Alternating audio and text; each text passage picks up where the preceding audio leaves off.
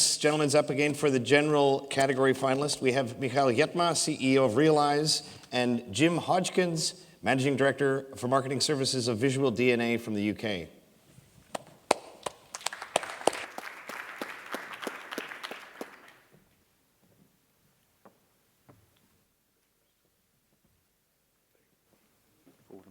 That's right. Hi, it's great to be here, and we're looking to build on the foundation this morning. Programmatic is important, and the data is very important. We're just at the start of the evolution of how we can apply that. I'm from VisualDNA, and our basic thesis is that big data plus psychology can give you tremendous advances in the performance of your advertising and in examining lots of other marketing disciplines and make your content more relevant for consumers. We're going to talk you through two experiments. Mihkel's going to talk to one about engagement, and I'm going to talk to one about response, and we'll go through our methodologies and the results during the presentation. Basically, we talked a lot about audience targeting, and our belief is that creative targeting will be proven to be just as important. So you're defining audience segments according to characteristics that have been raised this morning, demographics, interests, intent, etc. But in any target audience, there's going to be a lot of different personality types. And those personality types will interact with your advertising through engagement and response in different ways. So creative targeting will be a key discipline. And our experiment 2 will show how we achieved a 56% uplift in ROI measured by spend by addressing different creatives using psychological data analysis techniques. Mihkel will talk you through the engagement test first.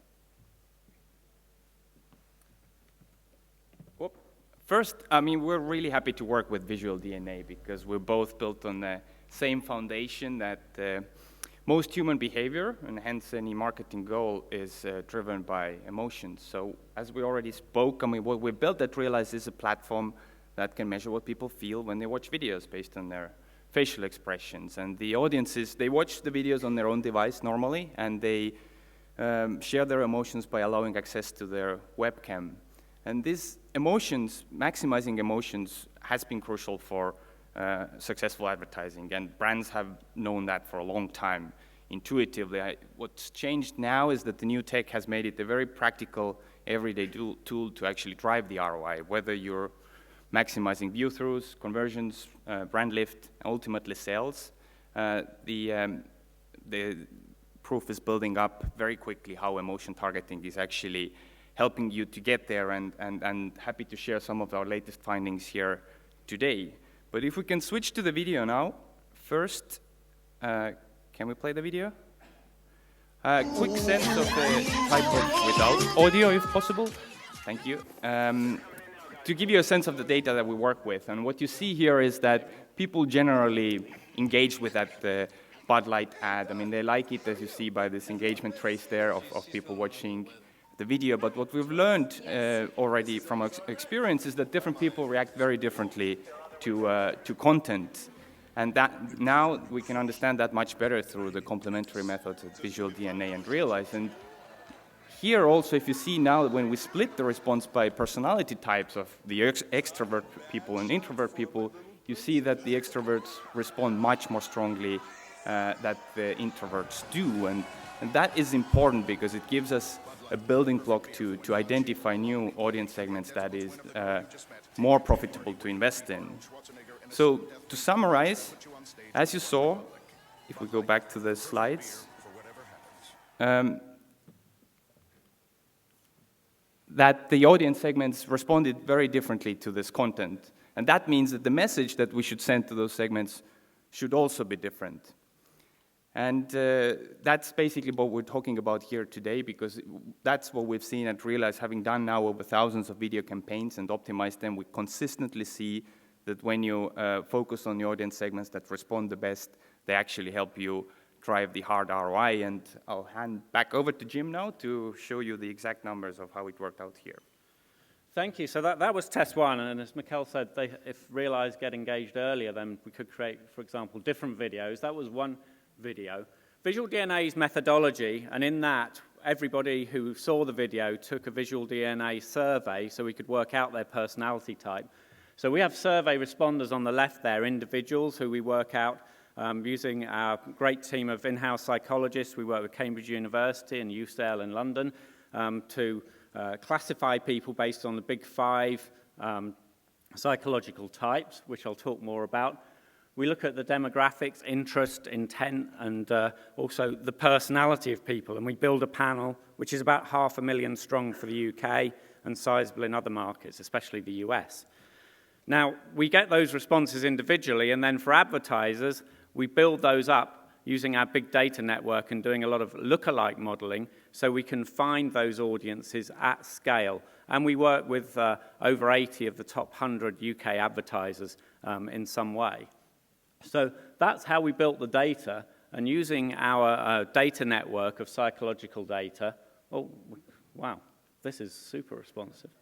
That was the results.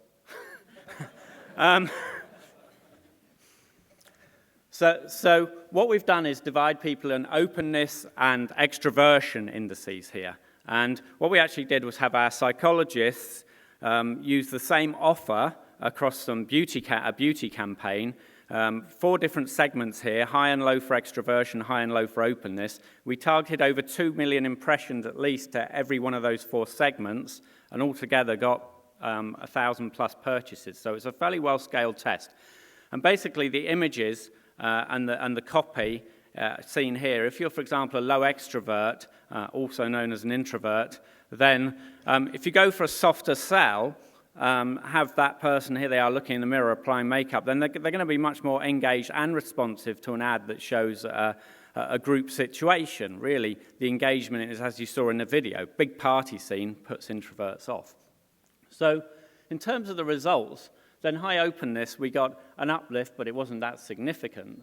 When we look at low openness, we achieved 64% uplift, and the ROI is measured by the value of goods purchased in basket. For high extroversion, the appropriate images showed 17%, and low extroversion, 138%. And we would deduce that also ads aren't generally targeted towards introverts. If you could isolate them, then you could increase your response. So we've proven that both engagement and response in these 2 tests can be increased greatly if you use emotional indicators like psychological classification to drive the use of creative in programmatic. And we're developing products to address this and release to the market right now. Thank you for your time. Excellent. Thank you, gentlemen. So we went just a hair over time, so we have enough time for I think, 1 question. We have a question here.